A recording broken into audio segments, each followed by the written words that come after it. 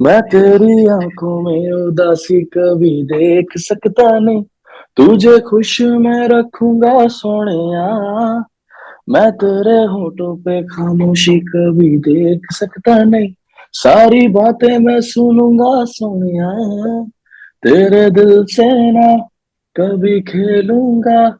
सारे राज अपने मैं तुझको दे दूंगा। दुनिया में कोई भी लैंग्वेज कोई भी जानता हूँ, सबको पता है सॉरी और थैंक यू का मतलब क्या होता है, और सबको पता है किंग का मतलब क्या होता है। तो मेरे को ये था कि यार लोगों के लिए लिखना है तो ऐसा नाम भी चुन लो जो सबसे ज्यादा कॉमन हो। तो अभी ज्यादा सर पे नहीं चढ़ने दे सकता मैं चीजें, क्योंकि बहुत सारी करनी है। अगर बहुत सारी मिल गई है तो बहुत सारी करनी ही है। मैम बहुत अच्छा सवाल पूछा। अभी रिसेंटली हुआ रैप 91 पहली बार स्पॉटिफाई ने एक शो कराया है, हम्म। और जिसमें बहुत अच्छा लाइनअप था हिप हॉप आर्टिस्ट का, और मेरा सेट था। मैं करा, और मैं जब नीचे उतरा हूँ तो जिन भी हिप हॉप आर्टिस्टों को मैं जानता हूँ दे केम टू मी सामने से, क्योंकि मैं बड़ा इगोइस्टिक जॉनर है। यहाँ पर ना हम अपफ्रंट प्रेज बहुत कम करते हैं एक दूसरे को।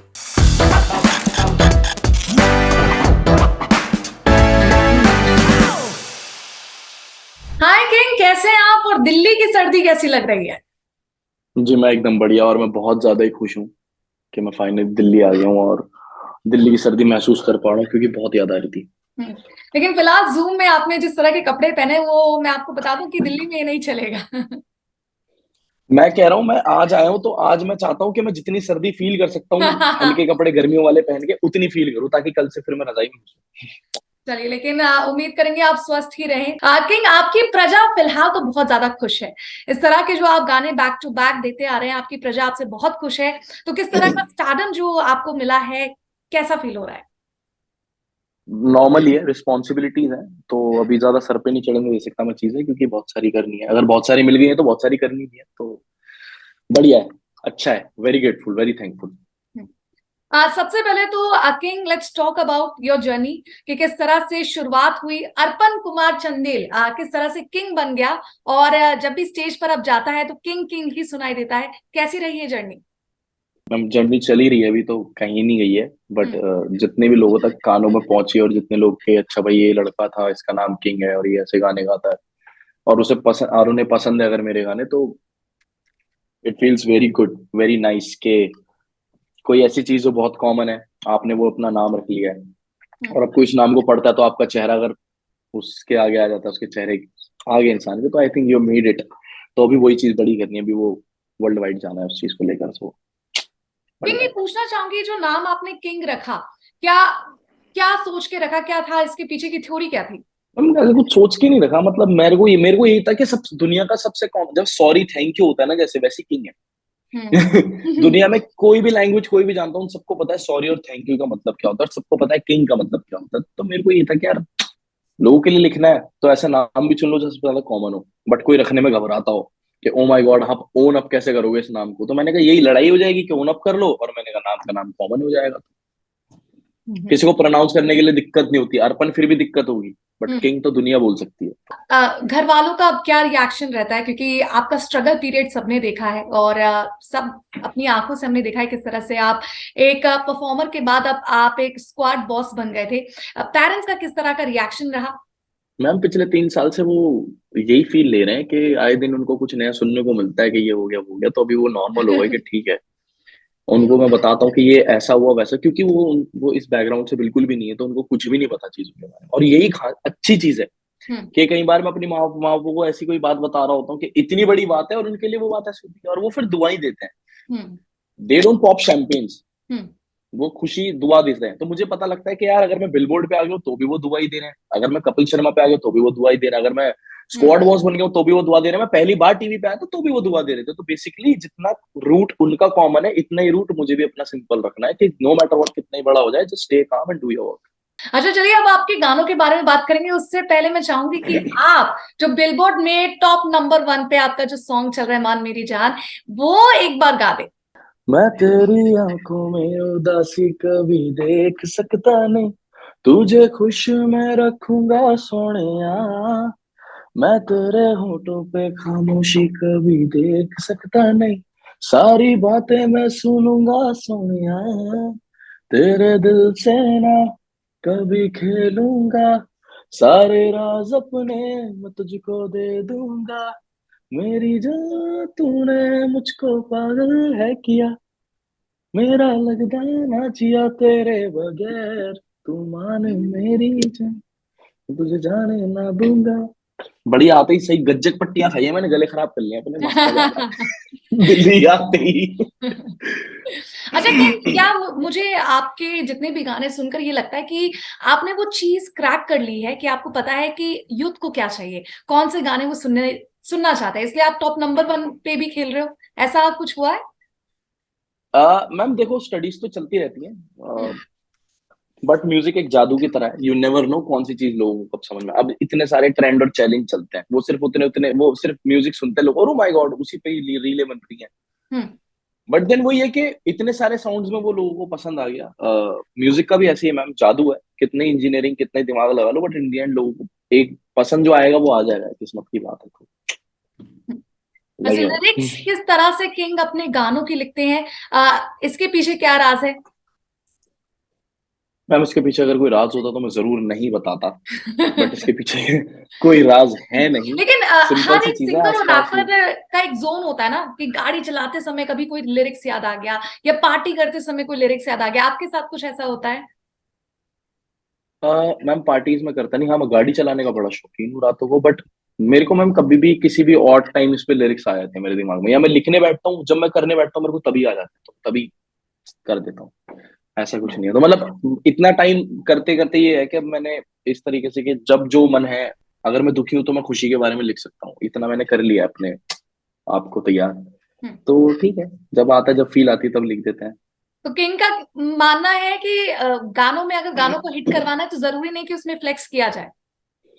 बिल्कुल नहीं मैम, मेरे हिसाब से ऐसा भी नहीं है, मैं ऐसा मानता हूँ कि जो चीज जैसी है ना मैम, वैसी ही अगर आप दिखाओ हम्म। उसके ट्रू एसेंस को, तो वो चीज अच्छी लगेगी लगेगी। बिल्कुल। गाना अगर गाड़ियों के बारे में, तो मैं कह रहा हूँ जो गाड़ी दिखा सकते हो वो दिखाओ, हम्म। अच्छा लगेगा। हम्म। तो उसमें खाली पीली रोड पे खड़े होकर आप गाने के बारे में बात करो, गाड़ी के बारे में, गाड़ी नहीं है तो फिर अच्छा नहीं लगेगा। तो वैसे ही मेरा ऐसा मानना है कि गाने का एसेंस होना बहुत जरूरी है, और हर आर्टिस्ट को अपनी क्रिएटिवली अंदर होना चाहिए, डायरेक्टर्स और डीओपीज के साथ जब वो बैठता है, स्टोरी लाइन जब बनती है कि क्या वो क्या फील करता है, और ट्रू एसेंस। क्योंकि बहुत सारे ऐसे गाने में, अगर आप कोल्ड प्ले को सुनो या इनको सुनो, तो इनके लिटरली गाने जो बिलियंस में, वो ऐसे गाने कि ये उठते हैं स्लो मोशन में, बस चल रहा है बीच के पास, और वो गाना 500 मिलियन 600 मिलियन बिलियन टपा हुआ है, हम्म। कुछ भी नहीं है उस वीडियो में। हम्म। सो लिरिक्स हैं, जब दिखाने को कुछ भी नहीं है तो बताने को बहुत कुछ है। बिल्कुल। So, अच्छा किंग, हर एक जॉनर के गाने आप बना चुके हैं, क्या और जॉनर आ सकता है? जी पार्टी सॉन्ग हमने देख लिया, हार्ट ब्रेकिंग सॉन्ग हमने सुन लिया, और जी। कोई जॉनर आपने सोचा है कि नेक्स्ट आप बूम हाँ करने मैम, वाले हो? हाँ नेक्स्ट मैं कुछ कुछ अलग और करने वाला हूँ, अभी वो सरप्राइज है और बहुत जल्द कुछ खतरनाक होने वाला है। कैसे मैं भी बड़ा कैसे कोई एक्साइटेड हूँ। हिंट नहीं मिलेगा? कोई हिंट नहीं है, जब तक मैं खुद क्रिएट नहीं कर लेता। मैं हिंट तो क्या मैम, सीधा उसकी कुछ भी हो सकता है, मतलब मैं बड़ा एक्साइटेड हूँ उस चीज को लेके, क्योंकि वो मैंने कभी छुई भी नहीं। और जैसे मैं आता हूँ एक हिप हॉप फैमिली से आता हूँ, और like I do pop as well. तो बट लोगों ने मेरे को एक रैप शो में देखा था, तो एक मैं हिप हॉप फैमिली से भी आता हूँ, मैं सुनता आया हूँ, तो लोगों के लिए मैं कुछ डिफरेंट होने वाला है, मतलब जो मैं करने वाला हूँ अभी, तो मेरे को ऐसी बस चुल उठ रही है करने की, तो मैंने कहा चलो करते हैं, तो देखेंगे। अच्छा किंग, आपका नया एल्बम आया है विद द शैंपेन टॉक, किस तरह की बातें हो रही है उस शैंपेन टॉक में, कैसे कैसे सॉन्ग्स हैं, उनके बारे में कुछ बताइए। Ma'am champagne talk right now is India's number 1 album, yes. And और बात यही है कि हर जगह यही बात हो रही है कि हु इज दिस गाय, जो नहीं जानते थे और जो जानते थे वो बता रहे कि कहाँ से आया, कौन है। हम्म। तो यही चल रहा है, अभी इंट्रोडक्शन ही चल रहा है इंडस्ट्री में, बेसिकली जो जानते हैं वो बता रहे हैं आगे ये हम्म। कौन है, और जो नहीं हम्म। जानते वो बोल रहे हैं ये कौन है। हम्म। और आप बोलिए। नहीं, मैं कह रही थी जैसा आपने बताया कि इंडस्ट्री में लोग जान रहे हैं, मुझे लगता है कि अब आपने बॉलीवुड डेब्यू भी दे चुका है, दृश्यम 2, जी तो आई गेस इंडस्ट्री में सब जान गए हैं। हाँ जी, मतलब हम्म। जान गए हैं, और अच्छी बात है कि बड़े ओजीज और लेजेंडरी लोग जान गए हैं। और अभी the more I get the more I want, जब इतना जान पहचान बढ़ गई तो थोड़ी और बढ़ा लेते हम्म। अच्छा, हैं। किससे एक्सपेक्ट था इंडस्ट्री में आने के बाद, किससे एक्सपेक्टेशन था कि कभी आके वो मुझे प्रेस करें तो मुझे अच्छा लगेगा, कुछ ऐसा हो गया?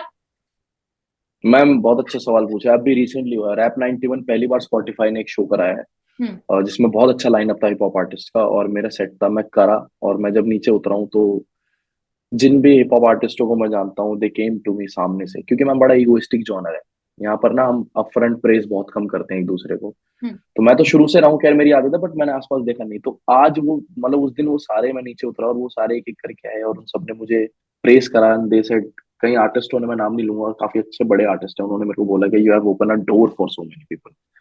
हम्म। मानो या ना मानो, आपने करा है। और उन्होंने ये बात भी बोली कि आप जो कर रहे हो, आपने जो भी शो पे करा है, जिस तरह के आप परफॉर्म करते हो, the kind of performer you are so inspirational. तो हम्म। मुझे बहुत अच्छी चीज लगी कि यार लोग एक्सेप्ट करने बैठे हैं। बस एक वो पॉइंट पे रीच करना पड़ता है जब आपको लोग एक्सेप्ट, आपको अप्रिशिएट करना शुरू कर देते हैं।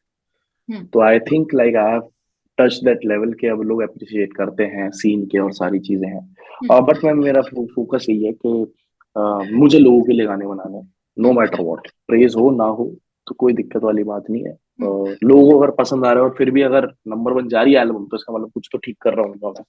बिल्कुल। अच्छा, सही है। दृश्यम 2 के बाद बॉलीवुड में आपको ऑफर्स आए दैट इस मूवी के भी आपको अब आवाज देनी है, अपनी आवाज देनी है after working with Ajay ma'am Devgan? Right, ma'am I have all the big offers right now on my table. और ओहो। मेरे पास सच, मैं अपना इंडिया टूर कर रहा हूँ, सच में टाइम नहीं है। तो हमने December 31 खत्म होते ही मैं बैठूंगा, हम्म। और अगले साल जितने भी आप बी टाउन में बड़े गाने और जितनी भी बिग बजट मूवीज हैं, उन सब में अपने गाने हैं। तो जहां तक कोशिश होगी, जैसे कि मेरे को टाइम मिलेगा, मैं बना बना के दूंगा, और वो सारी चीजें आएंगी। तो यार, hmm. Shout out to my team. Last पे एक सवाल है किंग आपसे, जो मेरा नहीं है, आपके फैंस का है, कि किंग इतने अच्छे गाने गाते हैं, उनके गाने यू कनेक्ट कर पाते हैं, कभी हार्ट ब्रेकिंग होता है, क्या किंग फिलहाल सिंगल है या मिंगल है, क्या सिचुएशन है?